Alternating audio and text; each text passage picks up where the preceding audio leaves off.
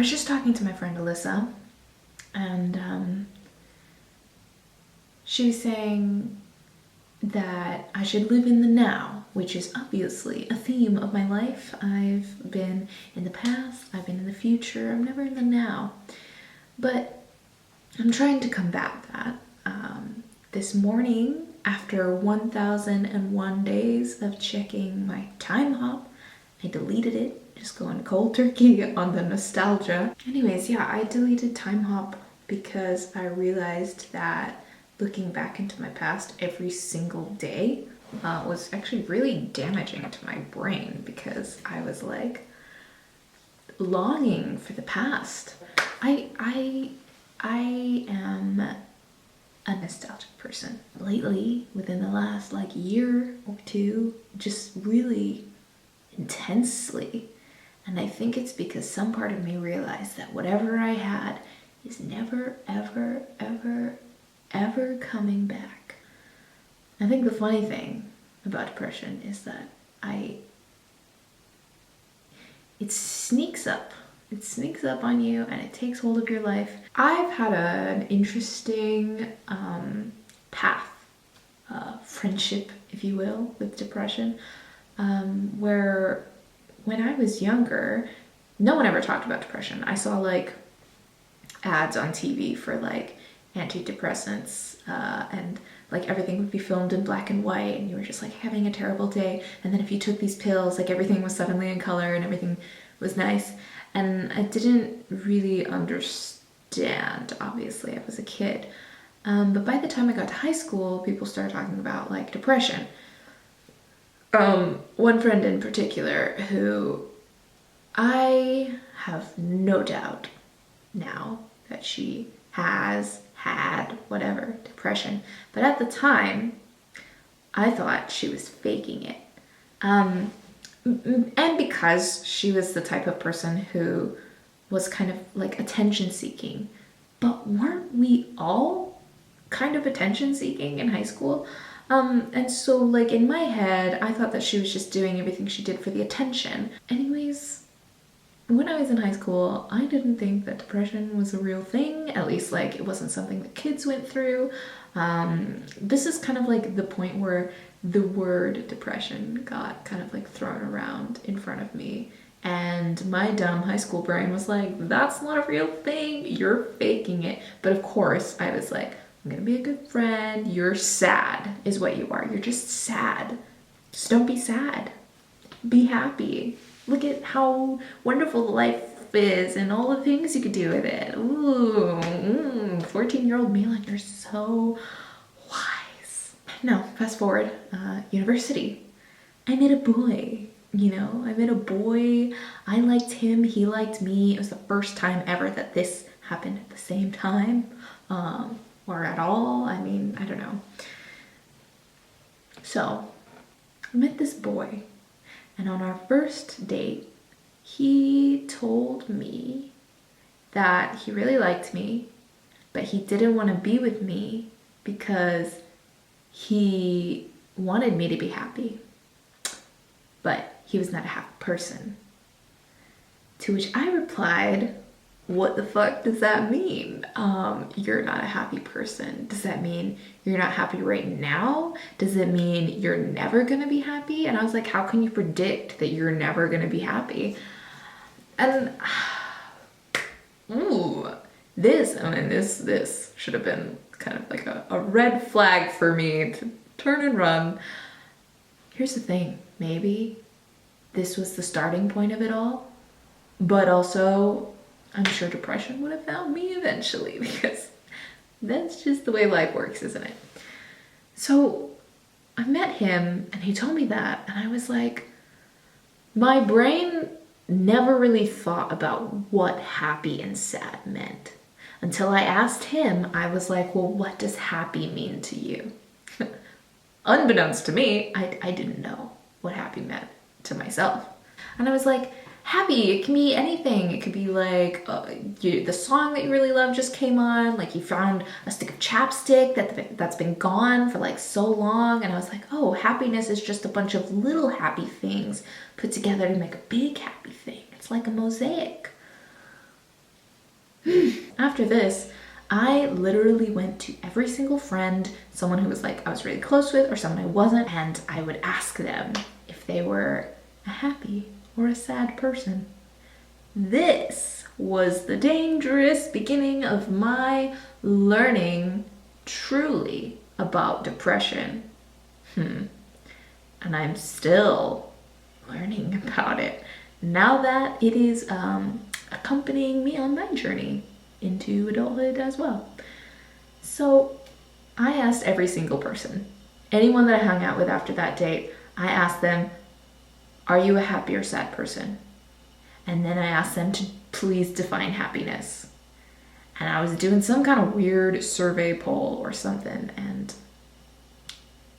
I had a lot of friends reply happy straight off the bat. Some replied sad, and a couple replied I'm content, which, you know, contentness was kind of like a scary thing for me at that time. Now it's kind of like goals right now, honestly, because happiness is a hard thing to chase, something I've learned.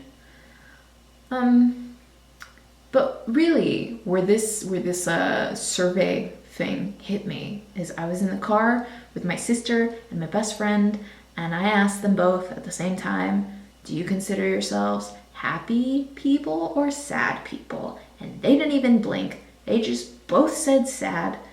And I was so confused because these were the two closest people in my life to me. And here I am, sat in the middle, being like, I'm a happy person. And the two of them saying sad. And I couldn't believe that I was so oblivious to something. These people that I spent all of my time with, looking to for advice and comfort and friendship, and they're both sad, and I had no idea that they described themselves as sad people. And this was a big turning point for me. It made me open my eyes a little more to like what depression was, what it could be, and what like forms it could take. So needless to say, I continued dating this guy, being with him, dating, too much of a label actually for that relationship. But I continued being with him, and he never once told me he had depression, but it was real obvious. And I learned about it silently.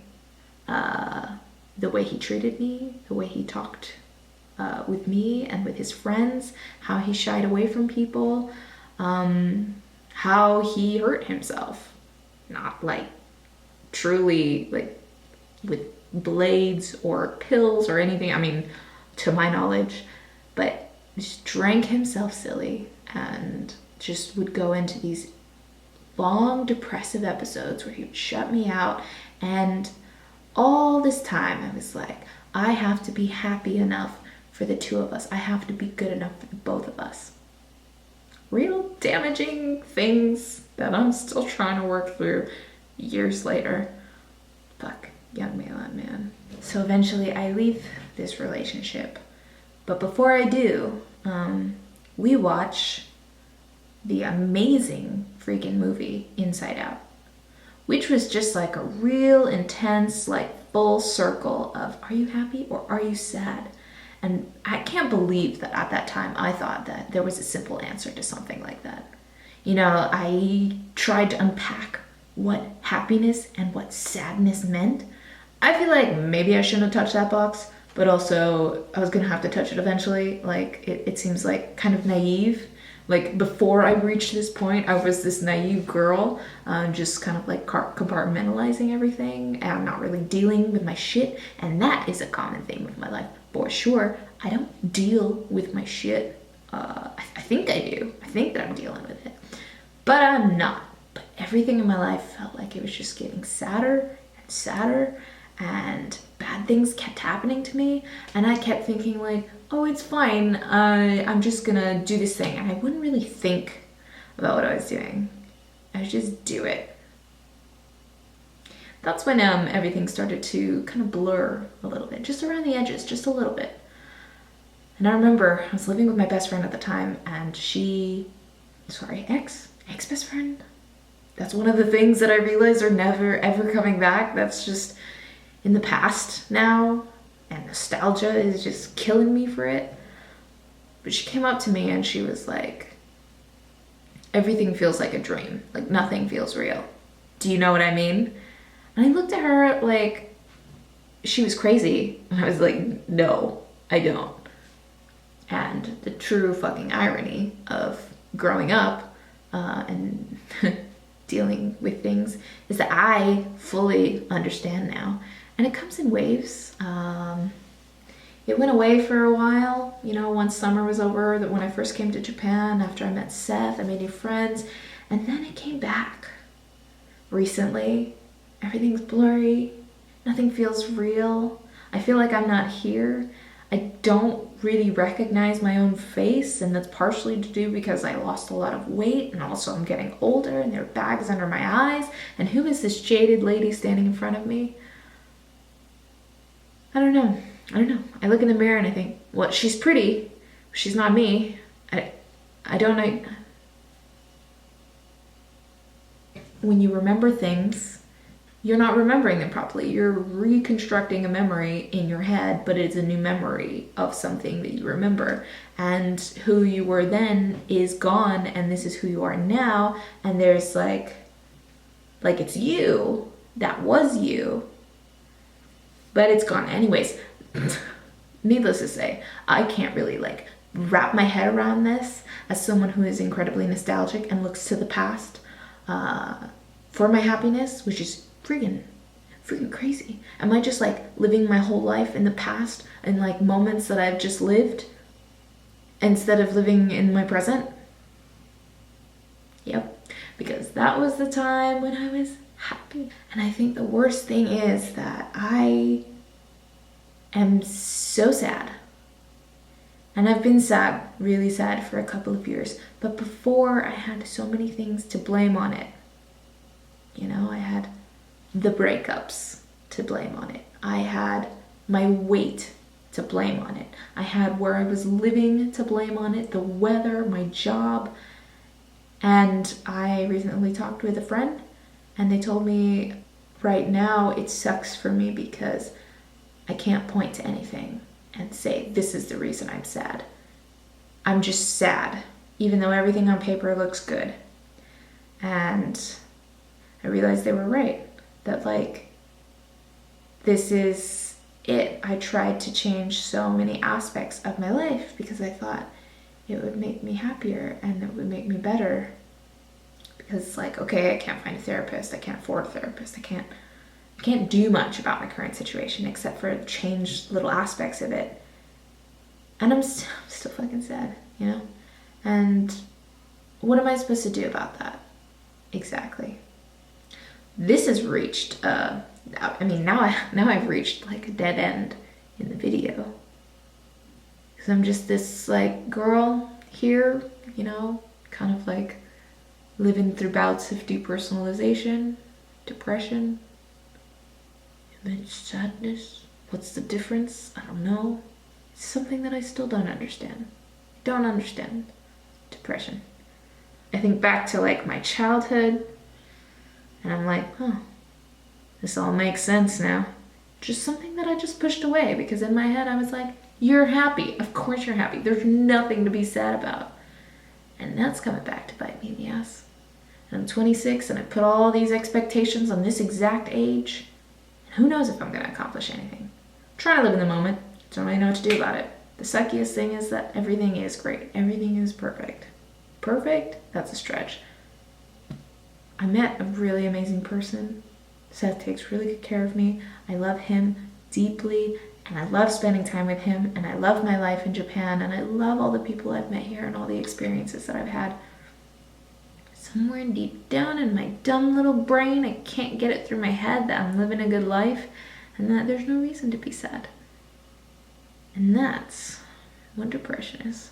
So, yay!